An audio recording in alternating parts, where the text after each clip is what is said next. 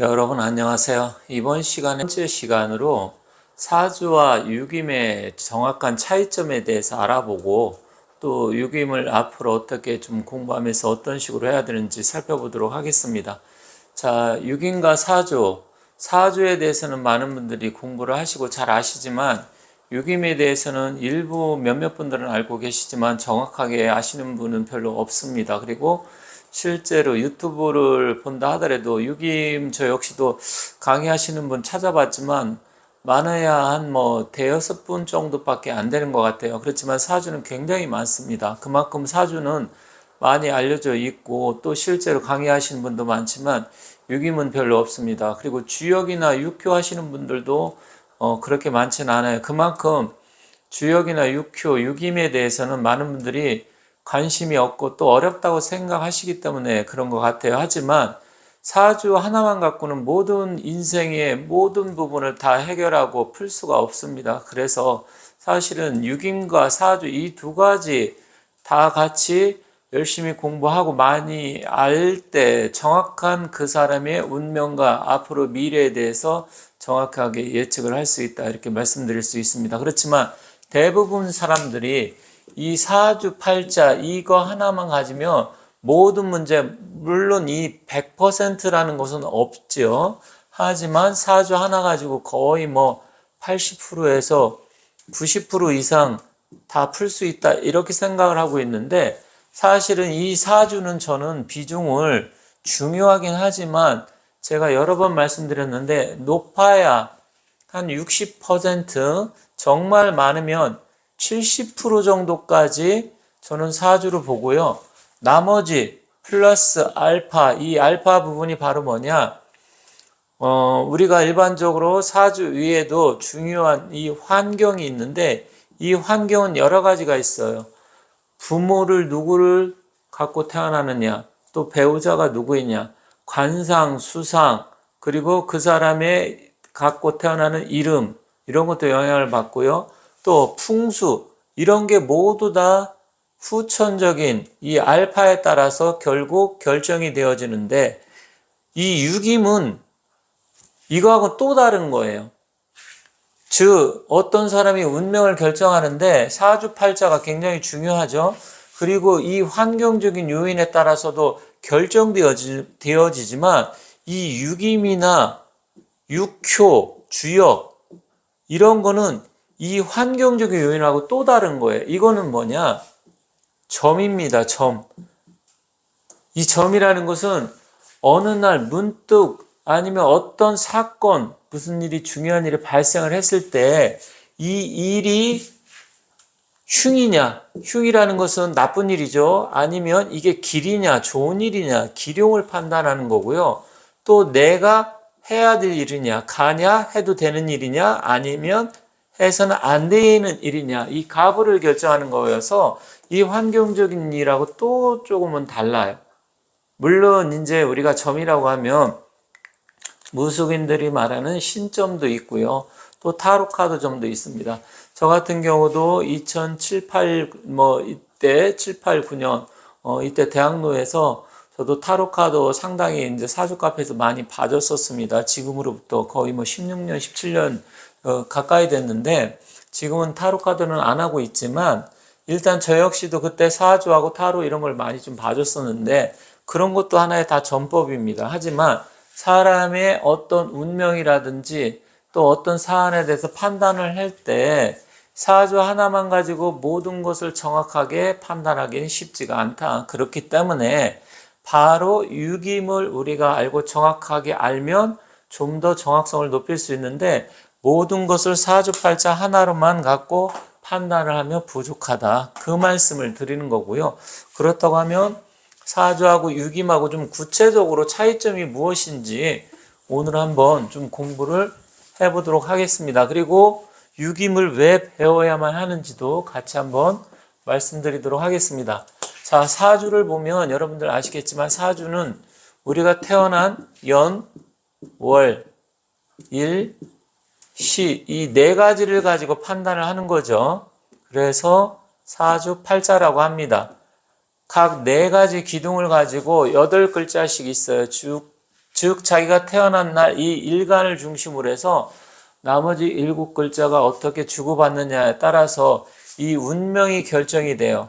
물론 이 태어난 사주팔자 위에 운이라는 게 있습니다. 운은 또 대운과 세운이 있어요. 그래서 대운은 10년 단위로 해서 또 바뀌게 됩니다. 왜냐면 사주팔자가 아무리 좋아도 운의 흐름에 따라서 굴곡이 또 생기는 거거든요. 그리고 세운은 1년 단위로 오는 운이 있고 또 월, 그리고 일 단위로 바뀌기도 합니다. 그래서 이걸 세운이라고 하는데, 즉 사주팔자는 이 사주팔자의 운명을 결정하는 중요한 요소인데, 이 8글자 플러스 해서 이 운으로 결정을 합니다. 즉 그 사람의 명을 결정을 하는 거죠. 그래서 그 사람이 명이 태어나서 죽을 때까지 어떠한 운명을 갖고 태어났느냐, 그리고 음양의 조화는 어떻게 되고 오행의 조화는 어떻게 되느냐, 언제쯤 결혼 운이 오고 부모 자식 간의 관계는 또 어떻게 되고, 재물복, 건강운, 그리고 직업운, 배우자운, 이런 것은 어떻게 되고 또 언제쯤 어떤 일들이 벌어질 것이냐, 이런 것을 종합적으로 판단하는 게 사주팔자입니다. 그런데 사실 부족한 게 있어요.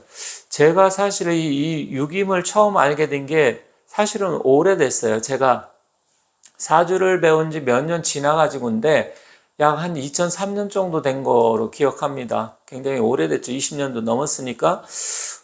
제가 책을 사주 공부를 하고 몇 년 지났었는데, 그때 공부를 하고 나서 풀리지 않는 점들이 생기기 시작을 했어요. 처음에는 저도 사주 하나만 가지면 모든 게 다 풀리는 줄 알고 생각을 하고 있었는데, 책을 읽다 보니까 그 경상도 해인사인가 어딘지 정확하게 잘 모르겠는데 어느 절에서 살인 사건이 났는데, 그 유명한 이야기예요.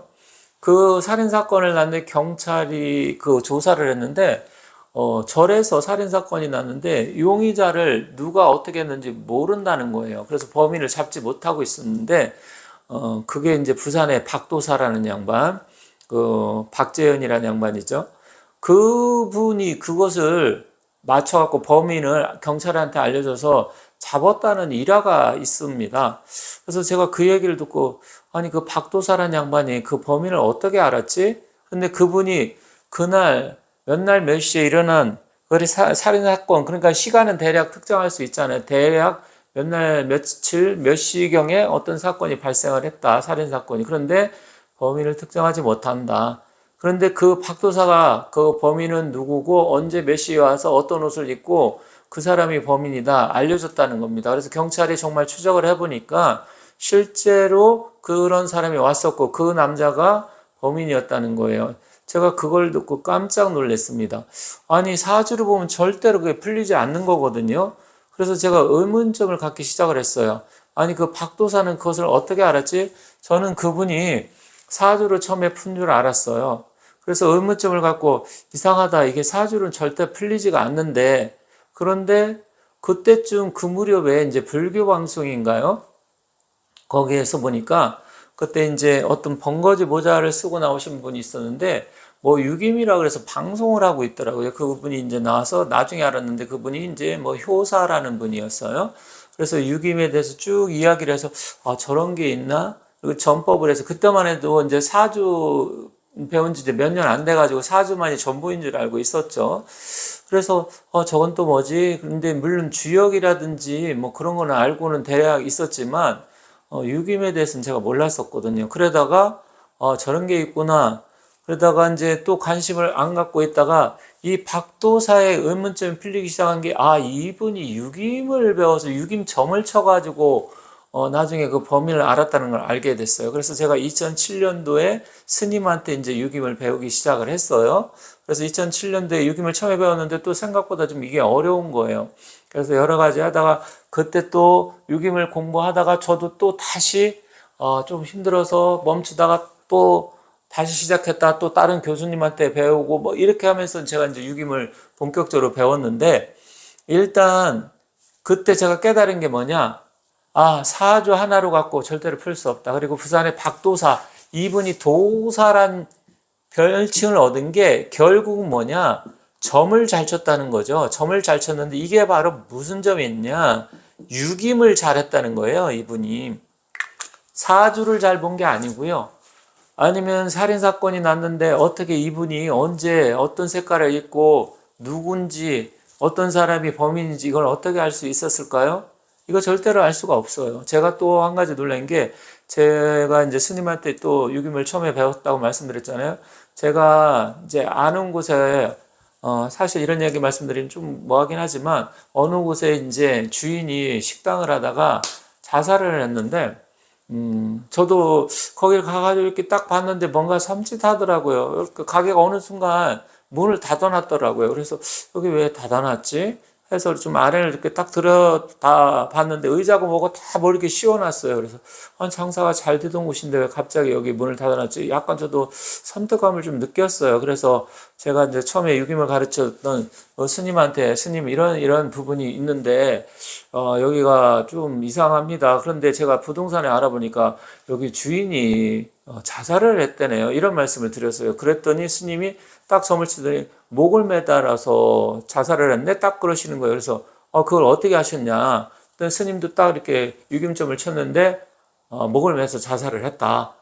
그러니까 그런 것까지 나와요. 약을 먹고 죽었는지, 목을 맸는데 겉머리 떼어내렸는지, 뭐 여러 가지에서 뭐 어떤 일이 발생을 했을 때, 그리고 입원을 했을 때 언제 퇴원을 할 건지, 아니면 잘못될 것인지, 돈을 빌려주면 못 받을 것인지, 그런 게 유김이에요. 그런데 사주로 보면 절대로 그런 건 안 나온다라는 얘기죠. 그래서 유김은 어떻게 되는 것이냐? 이 유김은 말 그대로 점인데 사주는 이 일간을 중심으로 해서 자기가 언제 어떤 식으로 어떻게 운명이 흘러갈 것인지 이런 것을 알 수 있고 긴 시간 동안 긴 인생의 여정의 흐름을 전반적으로 알 수 있다고 하면 유김은 그날의 일진이 뭐예요? 우리가 갑자을측 병인정미했을 때 그것을 일진이라고 하잖아요. 일진과 어떤 일이 발생한 시간이 그날, 만약에 오늘이 갑자일이다. 그럼 갑자일날 만약에 오시에 어떤 일이 사건이 발생을 했다. 그러면 이 갑이 주체가 되는 거고 이 오시에 발생한 것은 이 15라고 해서 그날 오시에 하필이면 갑자일날 오시에 왜 어떤 사건이 일어났느냐? 그러면 이 오시가 뜻하는 게 무엇이냐? 이거에 따라서 이거 기륭을 판단하는데 여기에 한 가지 플러스 알파가 있습니다. 바로 월장이라는 게 있어요. 월장을 이 시간에 가시를 해서 이 세 가지를 갖고 판단을 하는 겁니다. 그래서 일진과 그 사건이 발생한 시간과 월장 이 세 가지를 가지고 이 세 가지의 관계성을 가지고 그날이 어떤 일이 발생했을 때 그날의 그 일이 좋은 일인지 나쁜 일인지 하면 되는 일인지 해서는 안 되는 일인지 그것을 판단하는 거예요. 사주하고 좀 다르죠. 사주는 일간을 중심으로 해서 나머지 7글자가 일간한테 어떤 식으로 주고받으면서 이게 앞으로 어떻게 인생의 여정 행로가 흘러갈 건지 그런 것을 나타낸다고 하면 유김은 바로 발생한 그날의 시간과 그 달의 월장을 가시를 해서 이게 좋은 일인지 나쁜 일인지 판단을 하는 겁니다. 그런데 사주로는 잘 알 수가 없어요. 물론 어떤 분들은 그래요. 사주를 정말로 제대로 공부하면 그게 좋은 일인지 나쁜 일인지 알 수 있다. 어느 정도는 알 수는 있어요. 그렇지만 구체적으로 알 수는 없어요. 하지만 유김은 구체적으로 왜 발생을 했는지 그 일이 앞으로 어떻게 전개될 건지 또 언제쯤 끝날 것인지 이런 것까지도 알 수가 있어요. 그래서 제가 말씀드리고 싶은 건 뭐냐면 사주가 거의 60%에서 많게는 70% 알려준다고 하면 나머지는 유김을 통해서 나머지 사주에서 알지 못하는 일을 이 유김을 통해서 정확하게 알려준다. 그래서 유김은 인사신시라고 해서 사람들이 하는 일을 신이 보여주고 나타내준다. 그 이야기입니다. 그런데 사주에서 조금 사실 부족한 게 있어요. 만약에 사주가 우리가 소를 잡았을 때 전체적인 소를 잡는 큰 칼이 사주라고 하면 유김은 바로 발골하는 거예요. 뼈를 하나하나 세밀하고 디테일하게 발굴하는 거죠. 그러니까 우리가 소 잡는 칼이 있고 닭 잡는 칼, 생선 회 뜨는 칼, 이 정도로 생각하시면 돼요. 그러니까 유김은 송곳처럼 예리하고 날카롭게 찌르는 거예요. 사주에서 알 수 없는 부분. 쉽게 말씀드려서 오늘 여러분들이 만약에 누구를 소개받았다. 소개받았는데 어떤 일적으로 소개를 받았어요. 그러면 오늘의 일진과 그 소개받은 시간과 월장 이 세 가지만 알면 이 사람이 나한테 도움이 되는 사람인지 나한테 피해를 줄 사람인지 이것을 알 수 있어요. 사주를 알 수 있을까요? 절대로 없습니다. 아니면 사주로 예를 들어서 당신 생년월일시가 어떻게 됩니까? 나하고 궁합이 맞는지 나하고 일을 같이 했을 때 당신하고 나하고 기운이 맞는지 내가 좀 살펴보려고 하는데 생년월일시 좀 가르쳐 달라. 그러면 상대방이 흔쾌히 그래 뭐 가르쳐 주죠. 이렇게 할 수도 있겠지만 상당히 기분 나빠할 수 있잖아요. 아니면 내가 소개팅을 받았는데 예를 들어서 내가 마음에 드는 여성이 나타났어요. 그런데 그 여성한테 보자마자 당신 생년월일시가 어떻게 됩니까? 나하고 궁합 좀 보게요. 이렇게 말을 하면 그 상대방이 기분 좋게 알았어요. 내 생년월일시 이렇게 보여줄까요? 안 보여주겠죠. 그랬을 때 오늘 내가 소개받은 그날의 일진과 그 소개받은 시간과 그 월장을 보면 이 세 가지를 가지고 이 사람하고 나하고 잘 되겠다, 안 되겠다 이런 것도 알 수가 있고요. 또 이런 경우도 있어요. 물론 이제 풍수를 보면 알 수가 있겠지만 내가 어느 집을 부동산 그 소개업자한테 소개를 받고 어느 집을 딱 갔어요. 갔는데 일단은 뭐 풍수에 대해서 잘 모르는데 그 소개받은 시간 아니면 전화 온 시간 그리고 그날의 일간을 봐야죠. 그러니까 그날의 일진이니까 일간을 딱 보고 시간을 보고 월장을 딱 가시를 했을 때 이 집은 가나 마나겠다. 아니면 이 집은 나하고 너무 기운이 잘 맞는다. 가서 이사를 가도 되겠다. 이런 것도 알 수가 있고요. 또 사주를 봤을 때 태기를 하잖아요. 태기를 하는데 유김에서도 태기를 합니다. 기록마법이라는 게 있어요. 기록마법이 있고 신장살물법이라는 게 있는데 기록마법은 주로 우리가 이사 가는 거라든지 결혼 태길이라든지 아니면 뭐 개업 태길 이런 거 할 때 날짜를 선택하고 방일을 선택을 했을 때는 기록마법에 관계된 태기를 하고요. 또 내가 뭔가 염원을 해서 이루고자 할 때 내가 좋아하는 사람인데 사랑을 고백을 할 때라든지 아니면 은행에 대출을 받았을 때 제발 대출이 나오기를 기원을 할 때 아니면 내가 뭔가 안 좋은 일이 있어서 법원이라든지 경찰서에 조사를 받을 때 유리하게 조사를 받기 위해서 할 때 그 신장 삶을 시간을 이용을 한다든지 기도를 한다든지 했을 때 그런 때 이용하는 방법들이 있는데 그런 거는 이 유김으로 할 수 있는데 사주로는 하기 어려워요. 그래서 이런 부분이 있단 말이에요. 그래서 사주하고 유김하고 차이점이 있고 결국 이 유김은 역사가 거의 4천년, 5천년이 된 거고 이 사주가 유김을 차용을 한 거예요. 사주 같은 경우는 송나라 때 초기니까 결국 한 1000년이 조금 넘은 거죠. 그런데 유김은 거의 4천년, 5천년이 됐고 결국 유김은 그 전부터 이 일간, 일진을 중심으로 해서 점을 쳤단 말이에요. 그런데 이 사주가 결국 이 일간을 차용을 한 거예요. 유김에. 그래서 서자평 선생이 일주 중심으로 해서 사주를 보기 시작한 건데 이게 바로 유김에서 차용을 한 겁니다. 그래서 앞으로 제가 여러분들께 말씀드리고 싶은 건 뭐냐면 이 유김에 대해서 제가 이제 하나하나 차근차근 말씀드릴 건데 유김에 엄청난 장점이 있어요. 사주를 전혀 풀지 못하는 사주에 대해서 이제 사주에서 알 수 없는 그러한 부분들이 있는데 그것을 여러분들이 하나하나 공부를 하신다고 하면 사주 플러스 유김 물론 꼭 유김이 아니어도 육큐만 공부하셔도 충분히 알 수 있겠죠. 아니면 뭐 사주 플러스 해서 저 역시도 과거에 오래전에 타로 카드를 했었지만 타로 카드도 전법이니까 할 수가 있어요. 하지만 타로 카드는 타로 카드를 들고 다니면서 이렇게 스프레드를 펼쳐가지고 상대가 이렇게 뽑아서 이렇게 봐야 되기 때문에 약간 번거로운 점이 있고요. 또 유큐도 산가지를 흔들든지 뽑아가지고 아니면 동전을 가지고 하든지 물론 유큐도 시간을 보고서 이렇게 또 숫자를 보고서 할 수 있는 방법도 있지만 유김은 그런 거 없이도 봅니다. 그래서 유김이 훨씬 더 유리한 점이 있어요. 그래서 여러분들이 나는 뭐 사주 하나만 정통해서 열심히 공부하면 모든 걸 알 수 있어. 그거 절대로 그거 아닙니다. 그런 이야기 하시는 분 제가 가끔 봤어요. 그거 절대로 그렇지 않아요. 법도 헌법 하나 가지고 모든 거 다 해결할 수 없습니다.